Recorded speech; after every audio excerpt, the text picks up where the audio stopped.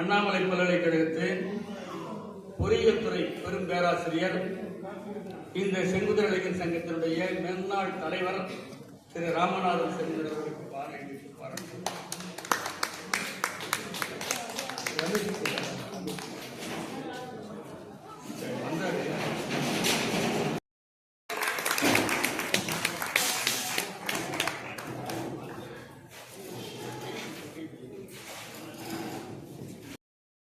சிவகுமார் அவர்களை நடைபெறுவார்.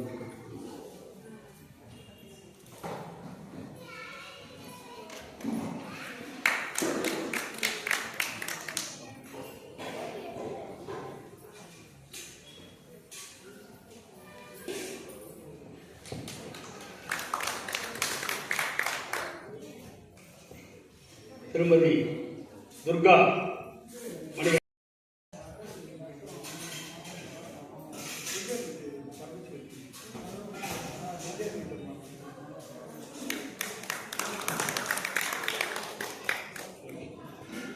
பிரபாவதி தியாகராஜன் அவர்களை நடைபெறுவார்.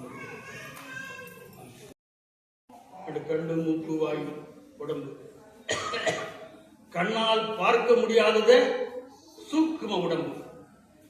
அந்த உடம்பு பரியங்க யோகம் இதெல்லாம் இந்த செய்தி வருது. இந்த உடம்பு எங்க இருக்கு? நம்ம உடம்புக்குள்ளே இருக்கு. இந்த உடம்பை என்னன்னு சொல்றது? புரியட்ட காயம்னு சொல்லுவாங்க.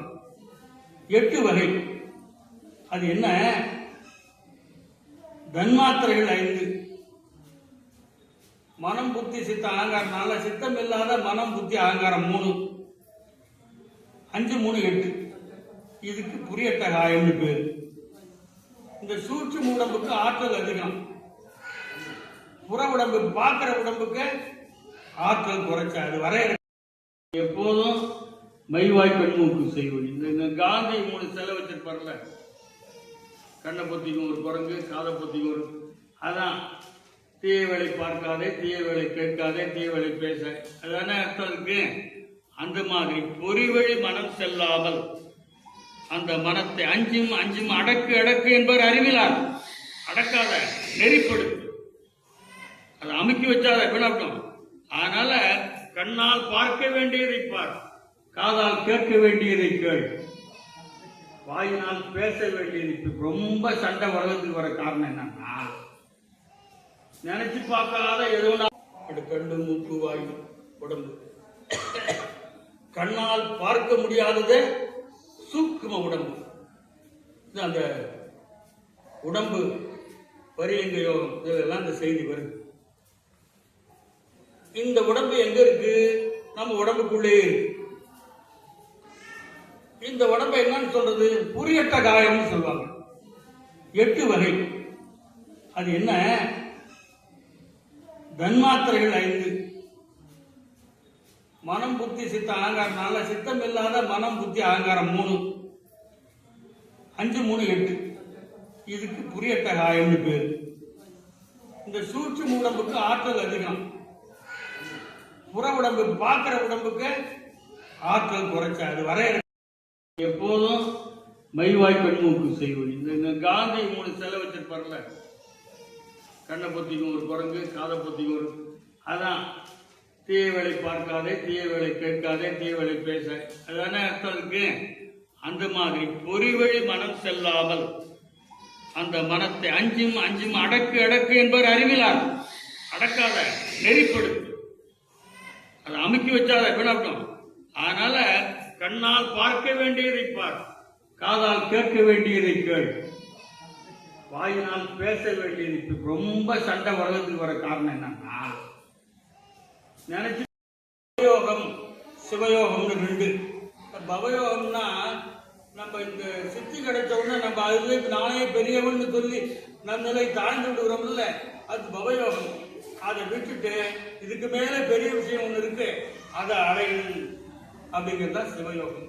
என்ன பண்ணா, ஒரு கல்யாணத்துக்கு நிறைய ஸ்வீட்லாம் போட்டு வச்சிருந்தாங்க. எறும்பு நிறையா. என்ன பண்றது? அதை சுத்தி ஒரு எறும்பு மருந்து தூங்குயா போகாதுன்னு சொன்னாங்க. ஐயோ, எறும்பு தான் செத்து கொடுங்க, குணா கொடுங்க. அப்ப என்ன பண்ணலாம், சுத்தி சர்க்கரையை கொண்டாந்து தூணாங்க. இந்த எறும்பு என்ன பண்ணுச்சு, அதுக்கு மேல இருக்கிற இனிப்பு இருக்குல்ல அதுகிட்ட போகல, இந்த சர்க்கரையே எடுத்துக்கிட்டு இதுவே போகுதுன்னு போயிட்டு. அது மாதிரிதான் நான் பண்றேன். இது ராமகிருஷ்ணனுடைய உபதேசம். அது மாதிரிதான் நான் இல்லையா. அதனால இந்த அட்டமா சித்திகளை என்கிற சர்க்கரையே பெரிதே நினைத்துக் கொண்டிருக்க எறும்பு போல நாம் உயர்வை தேடாமல் வீணா போயிட்டோம் என்கிற கருத்து தான். அதனால இந்த சித்திகளை எல்லாம் அறிந்து அடுத்த நிலைக்கு நம்ம சமாதி நிலைங்கிற விஷயத்தை மட்டும் சொல்லிட்டு நாம் திருமந்திரத்தை ஓரளவு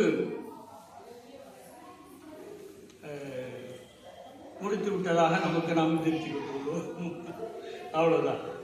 அதனால பிரணவாயை வசப்படுத்தி தம் வழியிலே இயக்க வல்லவர்கள், பவயோகம் கைவர பெற்றவர்கள், மறுச்சித்திகளை பெற்றவர்கள். ஆனால் ஆண்மையில் கிடைக்கும் அருள் யோகம் கைவர பெற்றவர்களே வீடு பேராக இருக்கிற பிரபஞ்சத்திலே எல்லாவற்றுக்கும் மேலான பரம்பொருளோடு இணைய வல்லவர்கள் என்கிறார்கள்.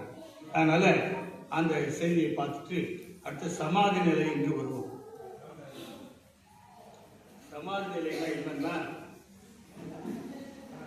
நீங்க நினைக்கிற கல்லறை இல்லை, 5 நிமிஷம் முடிச்சிருக்கு, கல்லறை இல்லை. இப்படிதான் சொல்லுவீங்க, அப்படி வளர்த்துவீங்க, நீங்க நினைக்கிறீங்க தெரியுது. இது ஆன்மாவுடைய இயற்கை குற்றம், நான் உட்பட. அதனால கல்லறை என்பது இறந்தவர்களை புதைக்கும் இடம். சமாதி என்பது ஆன்மா புற உலக தொடர்பு இல்லாமல் இந்த உடம்புக்குள்ளேயே ஒடுங்கி இருத்தல். கல்லறையில செத்து விட்டா எல்லாம் வெளியே போயிடும், சமாதி நிலையில எல்லாம் உடம்புக்குள்ளே இருக்கும். இறந்து போனா உடம்பு அழுகிடும், சமாதியில வைக்கப்பட்ட உடம்பு அழுகாது, அழியாது. இறந்தவர்கள் அதே உடலோடு மறுபடியும் பூமிக்கு வர முடியாது. ஆனா சமாதியில் இருப்பவர்கள் அதே உடம்போடு வெளியே வந்து மறுபடியும் போக முடியும்.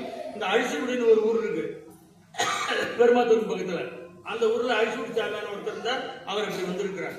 இந்த காலத்துல ஒரு 60 வருஷம் முன்னாடி.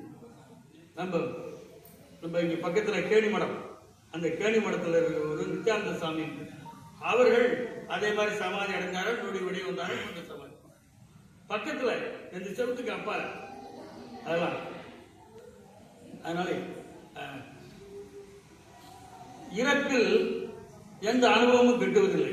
என்ன அனுபவம், செத்து வச்சிருக்க சவத்துக்கு என்ன அனுபவம் இருக்கு. ஆனால் சமாதியில் இறையோடு கூடுகிற உயர் அனுபவங்கள் கிட்டும். செத்து போயிட்டா கல்லறையில் வைக்கிற உடம்புக்கு முற்பிறவி பிற்பிறவி பற்றி அறிய முடிவது இல்லை. ஆனால் ஞானம் பெற்ற இந்த ஆன்மா இந்த உடம்போடு ஆனந்த பரவச நிலை எய்துகிறது. அதான் சமாதி. இதை மனமிலா பெருவாழ்வு என்று சொல்வார்கள். இதை வள்ளற்பெருமான் சொன்னார். அதற்கு முன்னாடி மரணமிலா பெருவாழ்வை பெற்றவர் திருஞான சம்பந்தர். என்ன, இந்த உடம்பு விட்ட போன ஆச்சாரபுரத்துல பெருமநல்லூர்ல இந்த உடம்போடு சிவஜோதியில் கலந்தார். அப்பர் பெருமான் புண்ணியா உன்னடிக்கே போதுகின்றேன் பூம்பகலூர் மேவிய புண்ணியனே என்று சொல்லி அப்பர் பெருமான் நேரா திருப்பூரூர்ல போய் சிவலிங்க ஐக்கியமாகினார். அதே மாதிரி சுந்தரமூர்த்தி சுவாமிகள் கலையா உடலோடு இந்திரன் மால்பிரமன் எழிலாற்று தேவரெல்லாம் வந்ததில் மத்த யானை அருள் புரிந்து மந்திர மாமுனிவர் இவன் ஆர் என எம்பெருமான் நந்தமர் ஊரன் என்றான் நொடித்தான் மலை உத்தமனை. வெள்ளையானை அனுப்பி இந்திரன் மால்பிரமன் எல்லாம் எதிர்கொள்ள யானையோட சேரமான் பெருமானை சேர்த்து கூப்பிட்டு போறாங்க. உடம்ப விடல. மணிவாசக பெருந்தகை இந்த திருவாசகத்தின் பொருள் இவனே என்று நடராஜாவை சுற்றி காட்டி நேர சபைக்குள்ள போனார். கண்டனரை யாவர்களும் கண்டிடமான. அதனால இந்த சமாதி என்பதற்கு எனக்கு விளக்கம் திரு மந்திரத்தை படிப்பதற்கு முன்னாலே என்னுடைய தீட்சா குருநாதர் மந்திர அடிகளார் என்று சொல்லப்படுகிற தவத்திரு சபாபதி சுவாமி அவர் சொன்னார், சமாதினா என்ன? சமாதினா என்ன சொல்லுங்க தம்பி? மரியாதை தான் பேசுவாங்க எல்லாரும். சாமி புதைக்கிற சாமி எது ஆதியோ அதோடு எது நம்மை சமப்படுத்துகிறதோ அது சமாதி. எது ஆதியோ அதோடு அதோட சமப்படுத்துதல் தான், ஈக்குவலண்ட் தான், அது ஆவதில்லை. எது ஆதியோ அதோடு எது நம்மை சமப்படுத்துகிறதோ அது சமாதி. ஒருத்தருக்கு விளக்கத்தை இல்லை, ஒருத்தருக்கு விளக்கத்தை சொல்லலை. அதனால பெரிய விஷயங்களை எல்லாம் ரொம்ப சாதாரணமா நமக்கு குருநாதர் சபாதி சுவாமியோட அறிவித்தார். மௌனம்னா என்ன? பேசாம கம்முன்னு இருக்கிறது சாமி. அந்த எய்தாப்புல போலீஸ் லைன்ல ஒரு புளிய மரத்துல ஒரு மாடு கட்டி கிடைக்க இட மாட்டோம். காலையில 7 மணிலேருந்து இப்போ 10 மணி ஆகுது. கூட கட்டலை, அப்படியே இருக்கு, மௌனமா இருக்குல்ல. அது இந்த எருமாடு மௌனமா இருக்குல்ல அப்படின்னாரு. சொல்லுங்க சாமிங்க.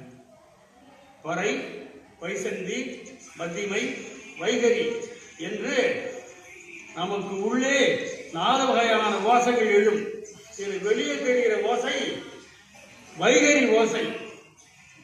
இந்த வைகரி ஓசை மடக்கி தான் பேசாமல் இருந்து உள்ளுக்குள்ளே எழுகிற அந்த 3 நாடங்கள் இருக்கல்லவா, அதை கேட்டுக் கொண்டிருப்பதுதான் மௌனம். எல்லாம் திருமணத்தில் இருக்கு. அப்புறம் தான் நான் திருமணத்தை பற்றி நம்ம சாமி சொன்னது அப்படின்னு தெரியும். அதனால எவ்வளவு பெரிய பேர் அருளாளர்களுக்கு மத்தியில நாம் வாழ்ந்து கொண்டிருக்கிறோம். இது நமக்கு கிடைத்த பேர் அல்லவா இது. அதனால இந்த சமாதிங்கிறது கல்லறை நம்ம இதுவரைக்கும் நினைச்சிருந்தோம், அது அல்ல என்ற வேறுபாட்டை திருமந்திரம் சொல்லுகிறது.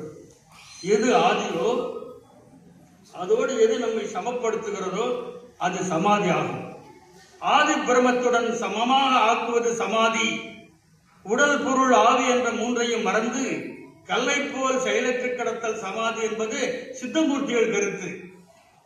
அது கல்லை போல் கிடத்தல் இல்லை, அது பாடாளவாதம்னு அது ஒரு வார்த்தை சொல்றான். ஆனா அது சித்தர்கள் ஒருமுறை என்று பன்முறையும் சமாதிக்குள் இருப்பது என்பது போகர்தம் சத்தகாண்டத்தில் கூறுவர். தொல்காப்பிய பொருளதிகாரத்திலே நச்சினார்க்கினியர் உரைச்சரித்திரத்திலே ஆங்கனன் குறித்த வாய்முதற் பொருளோடு தான் பிறனாக தகையது சமாதி என்று அற்புதமா நச்சினார்க்கினியர் பேசுகிறார். யோகிகள் யோக பயிற்சியினாலே சுழுமனை நாடை அடைந்து அங்கு துரியங்கடந்த அறிவினால் ஈர்க்கப்படுவர். அதன் பிறகு ஞானத்தின் உச்சியை கடந்து பேரண்டத்தில் நுழைவர். அங்கே அமுதப்பாலோடு கற்பகக்கரியை நுகர்வர். அதனால் அவர்கள் பரிபூர்ணம் பெறுவர். அதனால் இந்த தூல உடம்பு அவர்களுக்கு நிர்குணமாகும். உடல் சாக்கர நிலை, சாக்கரம்னா விழிப்பு, விழிப்பு நிலையை இழக்கும். அப்போது மாசற்ற ஜோதியாகிய ஒளிப்புழம்பு உடலின்கண் தோன்றும். உடலின் மேன்மேல் நுட்ப நிலை எய்தி மௌன நிலையை எய்தும். இதுவே சமாதியாகும். இதுதான் திருமந்திரத்துடைய கருத்து. பாட்டை பிடிக்கல, பாட்டோட அர்த்தத்தை பிடிச்சிட்டேன். அதனால இப்படி சிறப்பான இந்த யோகத்தின் மூலம் பெறுவது, இது ஆதார யோகம், நிராதார யோகம், மீதான யோகம்னு 3 வகைப்படும். அதாவது பிராணவாயுவை குருவர்களால் உள்ளடக்கி ஒன்றி இருந்து நினைத்தல் மன ஒருமைப்பாடு என்று ஆகப்படும். சுடுமுனா நாடிகளை சென்ற உயிர்காற்று நாத கலை உள்ள உச்சியிலே செல்லுமாறு அருள்நிலை அருள்நிலையை பெறுபவர்களே சாயுச்சியனால் அறியவர்கள். சாயுச்சியம் என்பது திருவடிப்பேறு. அதனால நிராதாரம் ஐமுக கடவுள், மீதானம் திரு உச்சி, உரை. அந்த உச்சிங்கிறது என்னன்னா அது மேல இறைவன் திருவடி வரணுமா. உரைப்பார் உரை உகந்து உலகவல்லாதங்கள் உச்சியார், திருப்புக்கொடியூர் தேவாரம். அதே மாதிரி துவாத சார்ந்த பெருவெளியில் துரியங் கடந்த பலனாத மூலத்தளத்து முளைத்த முழு முதலே மீனாட்சி அம்மை பிள்ளைத்தமிழ். இடக்கும் கருமுரு தேனக்கும் கானகத்தை நடக்கும் திருவடி என் தலைமையில் நட்டமையால் கடக்கும் திரள் ஐவர் கண்டகர்தம் கொள்ளாட்டை அடக்கும் குலாத்தில்லை ஆண்டானை கண்டன்றே திருவாசகம். அதான் முடியும். அதனால இந்த திருவடி பேரு தான் நமக்கு யோகத்தின் பயனாக கிடைக்கக்கூடியது. இடையிலே வரக்கூடிய இந்த சித்தர்களை எல்லாம் மயங்கி விடாதே. திருவடி பேரு தான் நமக்கு சிறந்த சாதனத்தை அடைவதற்குரிய வழி. அதனாலே ஊனில் உயிர்ப்பை ஒடுக்கி உன்சிடர் ஞான விளக்கினை ஏற்றி நன்புலத்து தேனை வடிதிறந்து ஏத்துவார் கீழர் ஆன எடுப்பதும் ஐந்தெழுத்துமே என்று ஞான சம்பந்தர் சொன்ன இந்த திருப்பாட்டுக்கு விளக்கம்தான் இப்ப நாம் சொல்லிட்டு இருந்தோம். அதனாலதான் அந்த மூலாதாரத்துல ந ம சி வ என்கிற எழுத்துக்களை எல்லாம் சொன்ன பாருங்க, அது தூர பஞ்சாட்சரம் சூக்கு பஞ்சாட்சரம் என்றெல்லாம் அது சொல்லப்படும். சாகாதிருப்பதற்கு பால்கர, சிறந்தனில் இருந்தும் பால்கர, வேகாதிருப்பதற்கு பால்கர, வெட்ட வெளியில் பால்கர என்கிற இடைக்காட்டு.